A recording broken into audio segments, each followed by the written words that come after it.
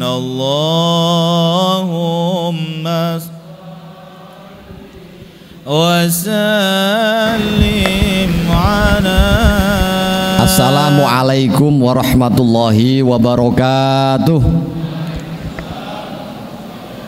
Bismillah, alhamdulillah, wassalatu wassalamu ala sayyidina Muhammad ibn Abdillah wa ala alihi wa sahbihi wa mawalah. La hawla wa la quwata illa billah, amma ba'd. Yang kami hormati Rais Mudir Idarah Wusta Jawa Barat Al-Mukarram Romo Kiai Haji E.F. Nuruddin mata'anallahu bituli hayatih, beserta segenap jajaran dari Idarah Wusta Jawa Barat. Yang kami hormati Rais Suriah PCNU Kota Depok Al-Mukarram Romo Kiai Haji Syahabuddin Ahmad beserta segenap jajaran. Yang kami hormati Rais Jatman Kota Depok Kiai Syarif. Yang kami hormati Mudir Jatman Kota Depok Ustadz Sutrisno beserta seluruh jajaran, para tua Banom dan lembaga yang hadir pada pagi hari ini, dan segenap jamaah dalam rangka pelantikan pengurus Jam'iyah Ahli Thoriqah Al-Mu'tabarah An-Nahdiyah Jatman Kota Depok, dan sekaligus silaturahim ulama umarok TNI Polri. Alhamdulillah, pada pagi hari ini kita bisa berkumpul di sini dalam rangka yang mulia untuk satu kegiatan yang menjadi tradisi kekuatan Ahlus Sunnah wal Jamaah, yakni bagaimana kita memasyarakatkan, kita mengajak kepada seluruh komponen warga, istimewanya warga Nahdlatul Ulama, untuk menjadi ahli salikin, ahli berzikir, ahli thoriqah.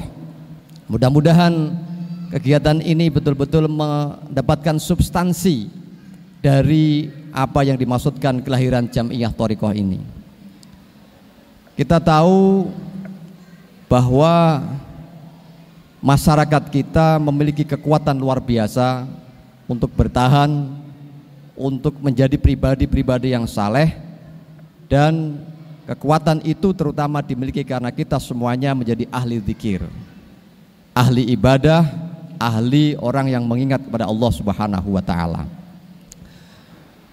Bapak Ibu sekalian, berzikir yang menjadi ciri khas melekat sebagai organisasi ini, mudah-mudahan ya, ini tidak berhenti di satu kelembagaan saja, tapi betul-betul mampu masuk mengilhami, menemani, mandatori kehidupan kita di masyarakat. Saya teringat satu cerita yang disampaikan oleh Kiai Haji Mustafa Bisri. Waktu itu ceritanya adalah budayawan kondang dari UGM, Profesor Dr. Umar Khayyam, pada tahun 94 mendapat kesempatan untuk undangan haji. Nah, Profesor Umar Khayyam ini kemana-mana mengidentikan diri sebagai seorang yang abangan. Lalu sahabatnya Ali Akbar Nafis membawa surat dari pemerintah menyampaikan, "Prof, sampean dapat undangan istimewa dari pemerintah untuk menjadi peserta haji undangan." Kata Prof. Umar Khayyam, "Loh, saya ini kan abangan, kok bisa-bisanya diberi kesempatan untuk menjadi haji abidin, haji atas biaya dinas?" Prof dipikir-pikir lagi, "Prof, ini gak sembarang orang punya kesempatan dapat undangan haji." Akhirnya dipikir-pikir, meskipun mendeklarasikan diri abangan, diterimalah, "Oke, saya terima undangan haji." Istrinya begitu dapat informasi Prof. Umar Khayyam dapat kesempatan haji, langsung mengingatkan, "Tuh Pak, sudah dapat undangan haji, mulai sekarang mulai sholat, ya kan? Masa nanti diundang Pak Haji nggak sholat?" "Loh, Bu, anggap saya ini nggak sholat apa?" "Sholat Pak, yang sholat maghrib, isya, subuh gitu." Lalu diskusi di emperan, istrinya yang sayang pada suaminya mengingatkan, "Pak, jangan lupa Pak sholat. Bapak ini dapat kesempatan baik, tidak semua orang." Lalu dengan ringan Prof. Umar Khayyam menyampaikan begini, "Bu, sholat itu kan esensinya komunikasi. Komunikasi kepada Allah Subhanahu wa ta'ala. Hubungan batin kita kepada Allah Subhanahu wa ta'ala. Jangan dikira saya ini lagi nulis, itu yang saya ingat Allah Subhanahu wa ta'ala. Saya lagi baca puisi yang saya ingat Allah. Saya lagi mengisi seminar yang saya ingat Allah. Semua laku hidup saya diam di teras ini yang saya ingat Gusti Allah. Emang enggak kayak orang yang sholat yang pamer-pamerin itu." Kata Umar Khayyam, "Kamu lho Pak, wong disuruh sholat kok malah ceramah, malah kuliah.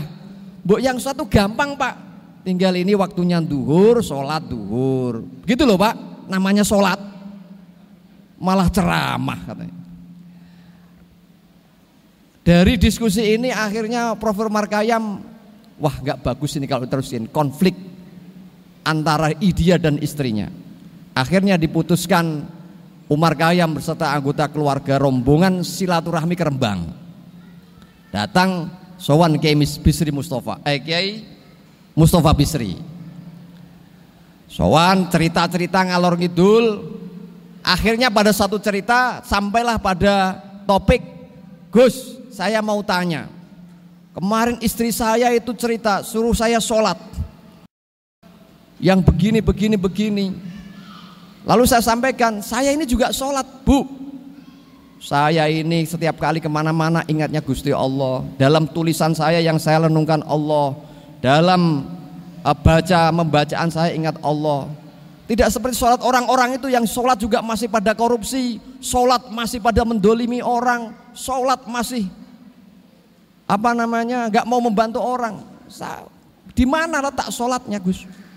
Saya mau tanya Gus, yang benar ini saya atau istri saya?" Kata Gus Mus, "Pendapat saya bahwa yang namanya sholat, bentuk komunikasi kita, transendensi kita kepada Allah, itu dalam ingatan kita, pikiran kita, seluruh kita sama Allah, atau kayak istri saya itu yang jengkang-jengking tapi juga nggak jelas apakah dia dalam sholatnya ingat Allah apa enggak, dalam rukuknya dia ingat sujud Allah apa enggak, bisa jadi kemana-mana. Ini yang benar mana Gus?" Kata Kiai Profesor Umar Khayyam. Diem. Lalu Gus Mus bilang begini, "Prof, sampean orang pinter. Sampean orang pinter. Saya nggak mau ngasih jawaban. Saya akan kasih Anda metafor. Metafor ini mudah-mudahan cukup mewakili dan Anda bisa merenungkannya. Bagaimana Gus? Begini, saya kasih Anda perumpamaan yang namanya buah. Buah ini disebut pisang, diambil pisang, dikatakan buah ini pisang kalau ada kulitnya yang berwarna kuning dan juga isinya yang apa itu?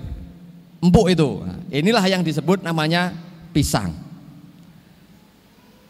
Ini manggis, dikatakan manggis kalau ada kulit manggis itu yang warna apa itu?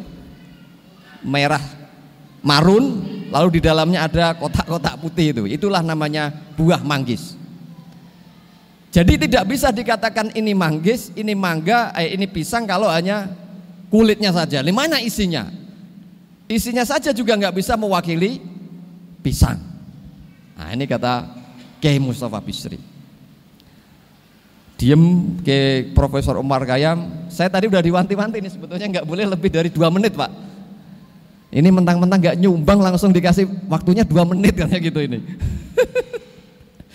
Lalu Profesor Umar Khayyam berkata begini, "Anda pancen Kiai Gus. Masuk," kata Profesor Umar Khayyam. Alhamdulillah pulang rombongan. Di tengah jalan Rembang Jogja, istrinya langsung mendapat senjata. Tuh Pak, bener saya kan?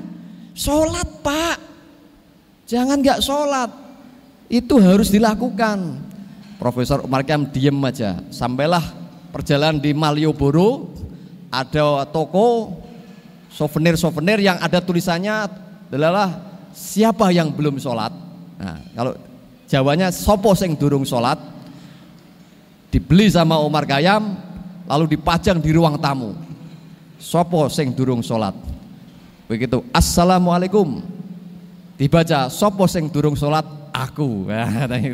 Ini selorohnya Gus Mus. Jadi Bapak Ibu sekalian, Jatman saya kira punya kepentingan yang besar untuk membangun esensi dari berzikir, juga bagaimana lagu zikir ini bisa menjadi ruh kita di Depok ini.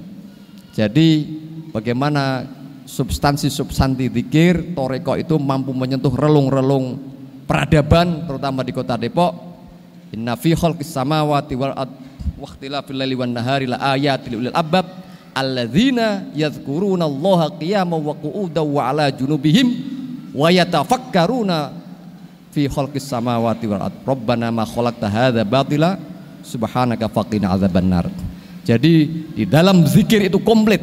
Ya zikir itu di dalam ulul albab itu ada orang berzikir sekaligus berfikir. Nah inilah saya senang, mudah-mudahan Jatman mampu mengkonsolidasi itu dan hadir sebagai nilai-nilai ruhani yang mampu mentransformasi gerakan-gerakan sosial, mampu mentransformasi gerakan-gerakan perubahan yang benar-benar dilandasi karena li'ila'i kalimatillah ala thariqati jam'iyah Nahdlatul Ulama lillahi ta'ala. Demikian ihdinas siratal mustaqim. Mohon maaf atas segala khilaf. Tenang Ustadz Judi, kadang-kadang harus digoda, Jatman ini kuat apa enggak, kira-kira gitu. Wallahul muwaffiq ila aqwamit thoriq. Assalamualaikum warahmatullahi wabarakatuh.